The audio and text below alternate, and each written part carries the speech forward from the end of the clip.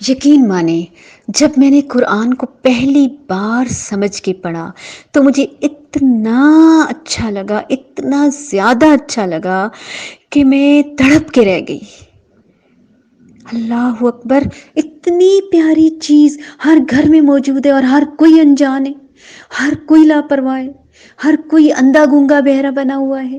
لا حول ولا قوت الا باللہ۔ ایسے جیسے تن بدن میں آگ نہیں لگ جاتی، ایسے جیسے بندہ بے چین ہوتا ہے، تھکا ہارا ہوتا ہے اور میلوں سفر طے کر کے آیا ہوتا ہے، صحرا اور ریگستان اور پہاڑ اور کھیت اور کھلیان کہاں کہاں سے گزر کے آیا ہوتا ہے، اور اسے کسی نے جوس کا گلاس پیش کر دیا ہو، اسے کسی نے دودھ پتی دے دی ہو، اسے کسی نے کپ چائے کا دے دیا ہو، اسے کسی نے سکون دے دیا ہو، آرام دے دیا ہو، اسے منزل مل گئی ہو، ایسے جیسے سلگتے انگاروں پہ کسی نے پانی کے چھینٹے ڈال دیے ہوں، بالکل ایسے جیسے آگ کے شعلوں کو فائر بریگیڈ نے آ کر پائپ کھول دیے ہوں اور بجھا دیا ہو، ایسے جیسے گپت اندھیروں میں ہزار ہاں وولٹ کا بلب آن ہو گیا ہو، ایسے جیسے میں پہلی بار دنیا میں آئی ہوں، ایسے جیسے میں اب پیدا ہوئی ہوں، بالکل ایسے لگا، واللہ بالکل ایسے لگا۔ تو میں یہ فیلنگ آپ سے شیئر کرنا چاہتی ہوں۔ ہم پہلے بھی بہت کام کرتے تھے، سر سے پاؤں تک ہمارے جسمانی اعضاء متحرک تھے، کوئی شک نہیں، لیکن اب انداز بدل گیا، طریقہ بدل گیا۔ اب اس حرکت میں برکت ہے، اب اس حرکت میں سنت زندہ ہو رہی ہے، ہمیں ثواب مل رہا ہے، پانی پینے پہ، کھانا کھانے پہ، سونے پہ، جاگنے پہ، کپڑے بدلنے پہ، واش روم میں جانے پہ، غسل کرنے پہ، گھر سے باہر جانے پہ، اندر داخل ہونے پہ، گاڑی میں سوار ہوتے ہوئے، اترتے ہوئے، کیونکہ ہر بات کا ایک مسنون عمل ہے، ایک طریقہ ہے، ایک دعا ہے، ہمارے پیارے نبی ہمیں سکھلا کے گئے ہیں، بتلا کے گئے ہیں۔ ہم آج یہی لڑ جھگڑ کے زندگی گزار رہے ہیں اور فرقے الگ کر رہے ہیں کہ وہ پیارے نبی صلی اللہ علیہ وآلہ وسلم نور ہیں یا نار ہیں یا بشر ہیں یا فرشتے ہیں یا کون ہیں۔ اشہد ان لا الہ الا اللہ وحدہ لا شریک لہ واشہد ان محمدا عبدہ ورسولہ۔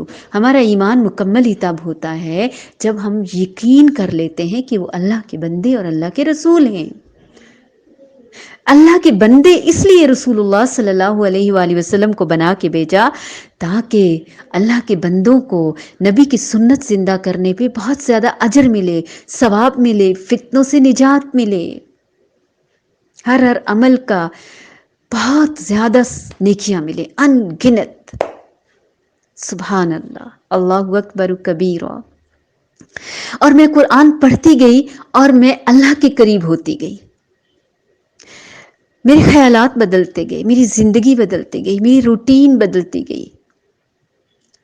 دنیا میں پہاڑ جتنی مشکلات مجھے کچھ بھی نظر نہیں آتا تھا سوائے اللہ اور اس کے حکم کے، نبی پیارے نبی صلی اللہ علیہ وآلہ وسلم کی سنت کے۔ اللہ مدد ضرور کرتا ہے، آزمائشیں آتی ہیں، کوئی شک نہیں، لیکن حل ہونے کے لیے آتی ہیں، آسان ہونے کے لیے آتی ہیں، آپ کے درجے بلند کرنے کے لیے آتی ہیں۔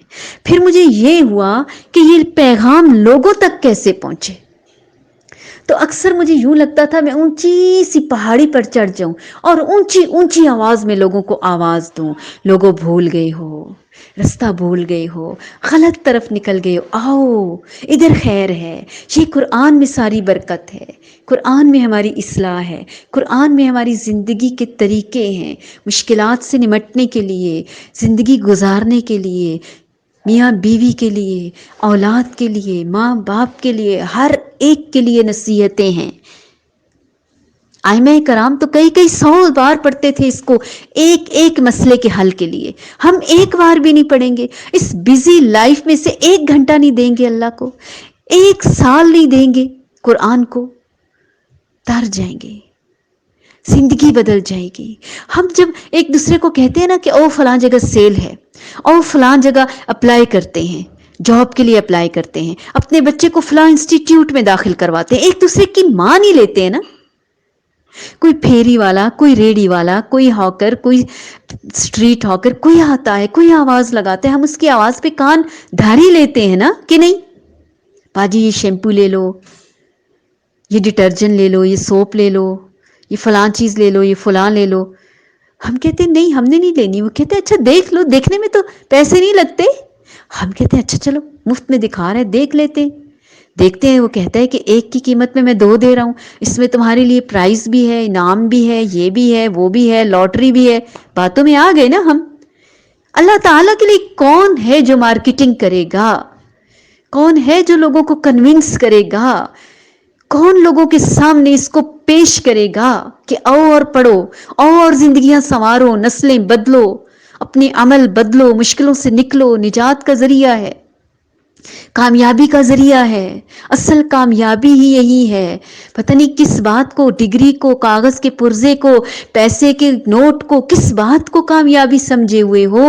اصل کامیابی تو یہ ہے جس سے تم دور ہو، قریب آ جاؤ.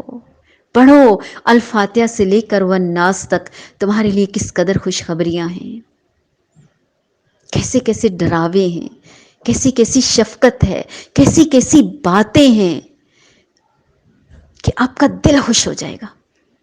کہتے ہیں 2 بیسٹ فرینڈز تھی اور ہر وقت ساتھ رہتی تھی اور ساتھ رہنا چاہتی تھی، لیکن افسوس اس بات کا ہے کہ ایک مسلمان تھی اور ایک کافر تھی.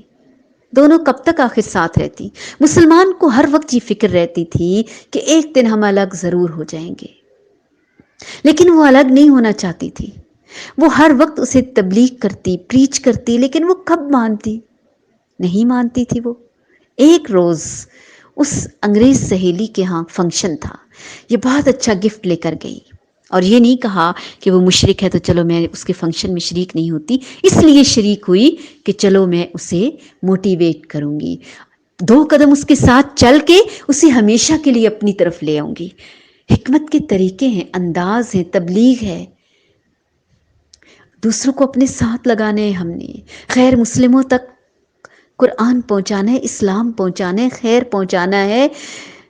کنتم خیر امت، خیر امت تو تم اخرجت للناس، تم لوگوں کے لیے نکالی گئی ہو.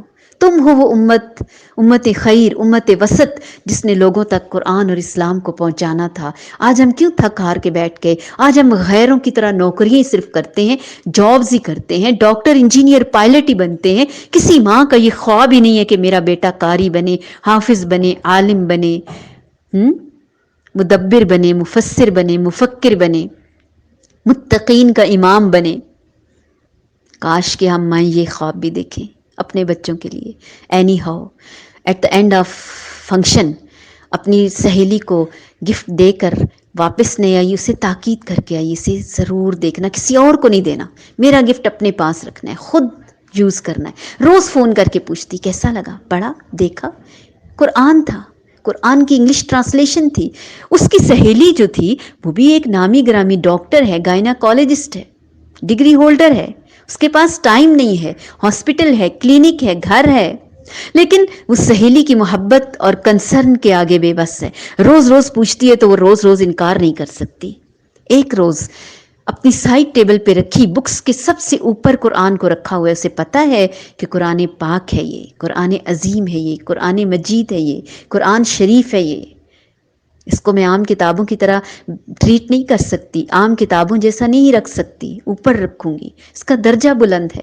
چھونے لگی تو خیال آیا اسے صرف پاک لوگ چھوتے ہیں، پہلے پاک ہو جاؤں.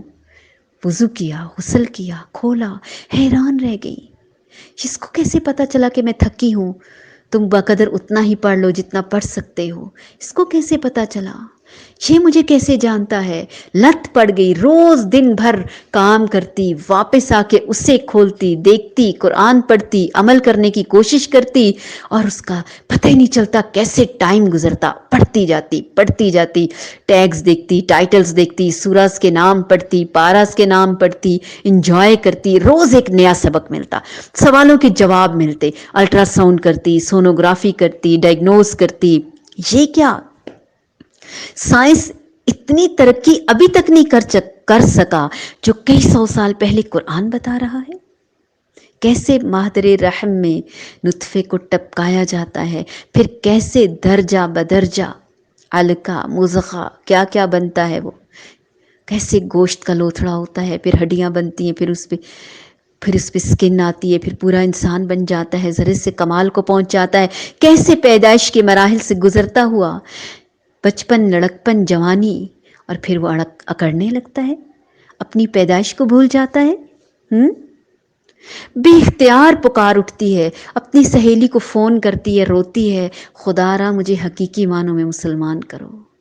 हम भी बाई चांस मुसलमान हैं, आइए हम बाई चॉइस मुसलमान बन जाते हैं, बाशऊर और बाअमल मुसलमान बन जाते हैं। अगर डॉक्टर, इंजीनियर, पायलट नहीं बन सकते साइंस पढ़े बगैर, तो कुरान पढ़े बगैर मुसलमान मोमिन नहीं बन सकते, मोहसिन नहीं बन सकते, सौले नहीं बन सकते, जाकिर नहीं बन सकते। आइए फिर आज से और अभी से शुरू कीजिए, बहुत आसान है, बहुत आसान है। ना कोई फीस है, ना कोई हदिया है, कोई डिमांड नहीं है। खालिस दिल लेकर आइए, 2 हाजत के नफल पढ़िए, अपने मोबाइल पे जहां इतना टाइम गुजारते हैं 8 से 10 मिनट दे दीजिए बस। क्या 24 घंटे में आप इतना भी नहीं कर सकते? मूवीज को तो 3-3 घंटे भी दिए हैं हमने, फंक्शंस को तो पूरी पूरी रात भी दी है हमने, मेहंदी माइयों को, मीना बाजार को, पार्टीज को। प्लीज प्लीज इनकार ना कीजिएगा।